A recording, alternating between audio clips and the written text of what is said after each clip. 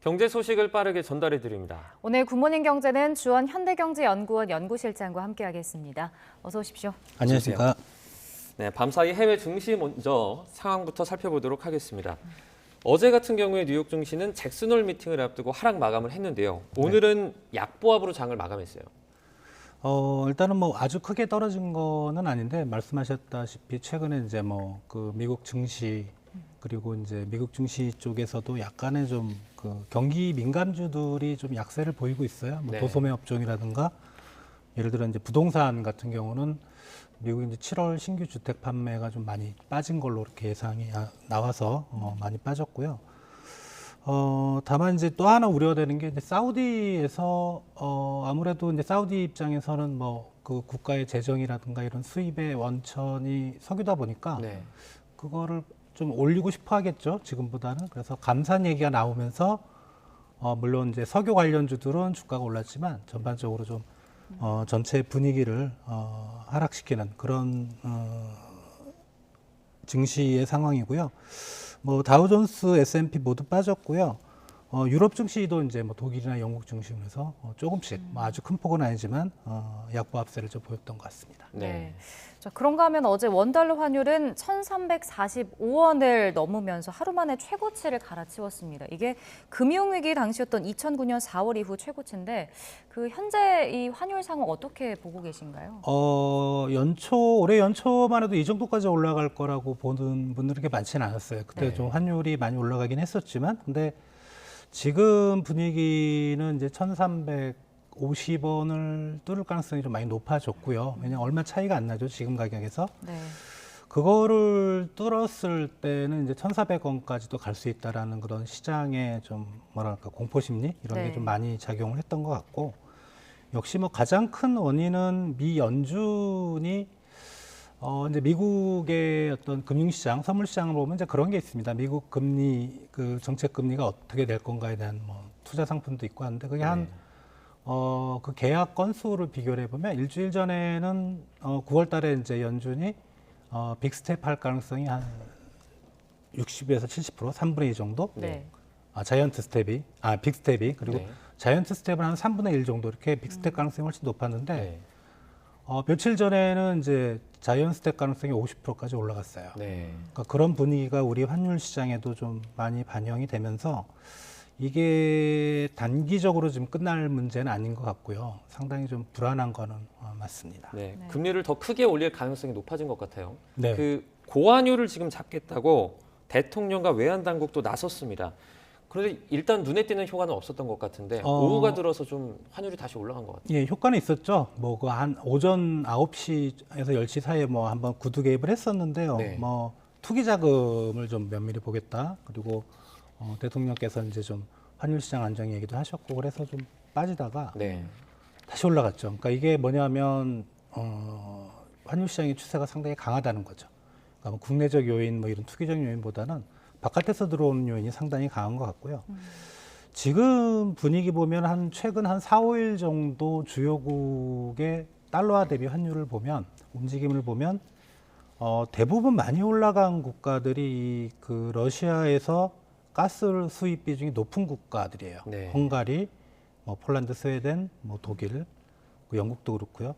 그런 데가 한 최근 18일에서 23일 기준으로 보면 한 3% 내외 정도까지는 올랐는데 네. 우리나라는 한 2% 정도예요. 그러니까 엔화하고 거의 비슷한 수준이라 사실은 그런 나라들하고는 뭐 좀 비교를 할 수는 없는데 문제는 이제 그 유럽에서 상황이 그러다 보니까 달러화에 대한 선호도가 확 높아진 거죠. 네. 그 전 세계적으로. 그래서 이제 우리나라 외환 시장에서도 달러에 대한 수요가 높아지고 그러다 보니까 이런 투기적 수요라고 할까 이런 것까지 겹치면서 우리나라는 러시아하고는 상관이 없는데 뭐 그럼에도 많이 좀 약세를 보였던 것 같습니다. 네. 앞서 그 실장님께서도 1,340원대 환율이 뭐 1,400원까지도 좀 오를 수 있다 이런 시장이 전망을 하고 있다고 하셨는데 그 시장님은 어디까지 올라갈 거라고 좀 예상을 하시나요? 일단은 뭐 지금 불확실한 그런 세계 경제 상황이라든가 뭐 그리고 이런 것들 다 배제를 하면 1,340원, 50원은 상당히 좀 높은 수준입니다. 그러니까 네. 우리나라의 경제 펀더멘털만 딱 가지고 봤을 때는 그런데 시장이라는 거는 이제 어떤 경제 펀더멘털적 요인도 중요하지만 뭐 다른 투기적 수요라든가 이런 건 상당히 중요하거든요. 그렇다면 사람들의 심리가 어떻게 될 건가 중요한데요.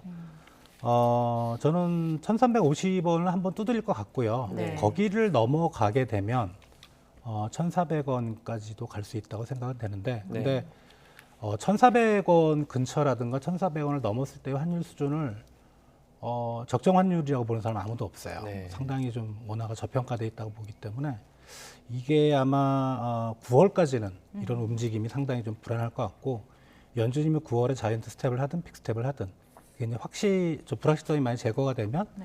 원달러율은 좀 내려가는 방향으로 안정화되지 않을까 생각이 됩니다. 정부가 지금 외환 보유고를 풀고 있는 건 사실입니까?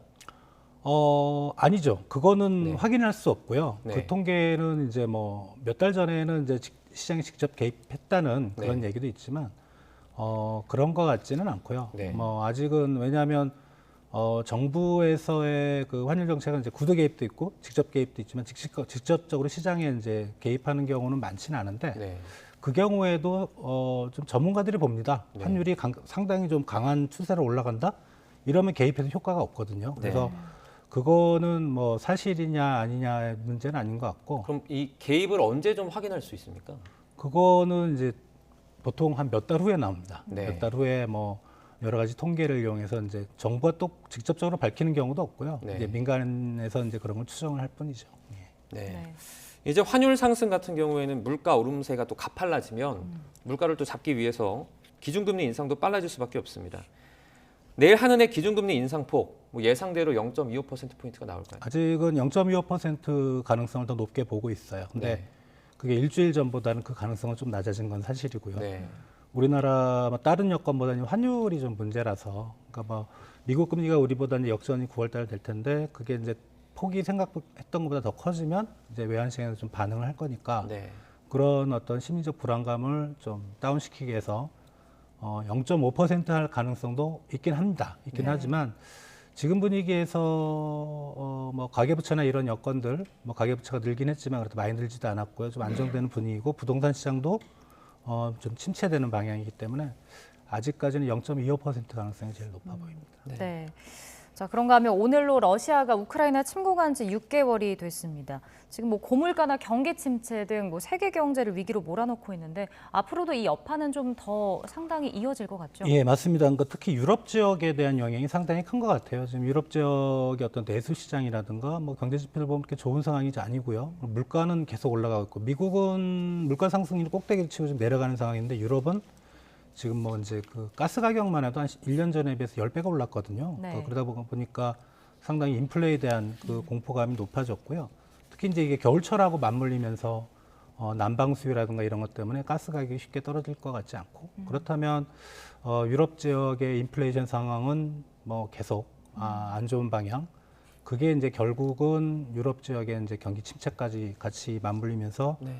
스태그플레이션 이런 가능성이 높아졌는데, 미국은 아직까지는 실물 경제가 나쁜 편은 아니라, 근데 미국마저 실물 경제가 지금 떨어지는 방향이면 네.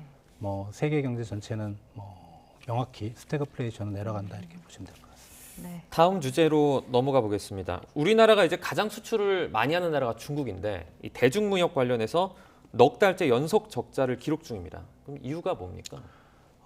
두 가지 원인을 이제 얘기들을 하는데요. 네. 첫 번째는 그 상하이 도시 봉쇄 같은 영향으로 이제 공급망이 원활히 작동되지 않고 물류망이 고장이 나서 한 몇 달 정도 우리 이제 수출이 잘 안 됐었던, 그리고 수입은 우리가 또 이제 중국으로부터 원자재나 뭐 부품에 이런 수입을 또 많이 합니다. 네. 또 그쪽 가격이 많이 올랐기 때문에 이제 수입이 좀 많이 늘었던 이제 그런 부분 때문에 무역 적자 얘기가 나오고 있고, 두 번째는 이게 이제 좀 추세적인 게 아닌가. 어떻게 보면 사드 사태에서부터 우리나라 이제 제품에 대한 중국 시장의 선호도가 많이 떨어졌고, 네. 최근에 어떤 미국과 중국 간의 갈등으로 중국 내 분위기가 우리 제품에 대한 선호도를 더 떨어뜨리게 하고, 그리고 경쟁력의 문제. 그게 뭐 가격 경쟁력은 중국산 제품이 워낙 있었는데 최근에 이제 기술 경쟁력도 많이 높아졌기 때문에 네. 우리 제품이 중국 시장에 들어가서 어떤 그 사용될 여지가, 그러니까 중국 기업이나 이런 쪽에서 이제 우리 제품을 쓸 그런 여지가 많이 좀 좁아진 게 아닌가. 그래서 요거는 뭐 단기적으로 보면 무역 적자 폭은 좀 줄 것 같아요. 뭐 시간이 지나면. 근데 이게 추세적으로 이어진다면 우리 최대 시장인 중국 시장에서 우리 제품의 입지가 상당히 좀 줄어드는 아주 좀 안 좋게 보는 지표 중에 지금 하나로 꼽히고 있습니다. 네. 자, 한 보도에 따르면 그 현대차 정의선 회장이 어제 미국 출장에 나섰습니다. 미국 인플레이션 감축법으로 지금 불리해진 상황인데 뭐 현지 상황을 점검하기 위해서 출국을 했다고 하는데 어떤 것들을 좀 점검하게 될까요? 일단은 그 미국 내 생산 공장을 좀 지금 만들고 있거든요. 네. 그래서 그거를 좀 뭐랄까 한번 살펴보는 그게 이제 가장 첫 번째 목적인 것 같고요.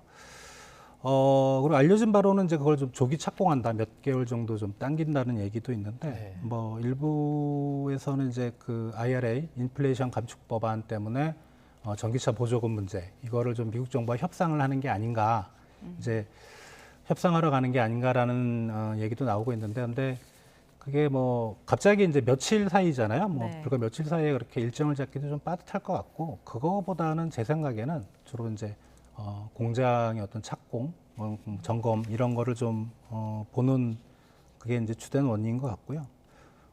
이런 쪽에서의 최근에 뭐 산업통상자원부에서도 WTO 제소하는 그러니까 이런 쪽에 좀 보조를 맞춰서 아마 그런 쪽에서도 미국 쪽의 관계자들하고 좀 얘기를 나누는 그런 시간도 분명히 있을 걸 생각이 됩니다. 네.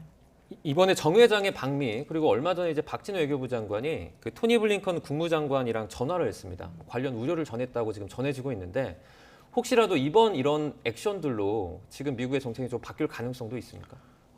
미국의 태도는 명백해요. 안 바꿀 것 같은 생각이 드는데, 네. 근데 우리가 이제 겉으로 보는 뉴스하고는 좀 다르죠. 그러니까 봐야 될 것 같고요. 왜냐하면 이제 중간 선거가 11월에 끝나게 되면은 또 이제 바뀔 가능성이 있기 때문에 네. 그리고 이제 미국 대통령 바이든 대통령이 방한을 해서 또 정의선 회장을 또 만났잖아요. 네. 네, 감사의 표시를 했고 그렇다면 우리가 그냥 상식적인 수준의 생각을 하면 그런 부분에서는 뭔가 해결책이 좀 나오지 않을까 생각이 됩니다. 알겠습니다. 여기까지 듣도록 하겠습니다. 경제 이슈들 짚어봤는데요. 주원 현대경제연구원 연구실장과 함께했습니다. 고맙습니다. 고맙습니다. 감사합니다.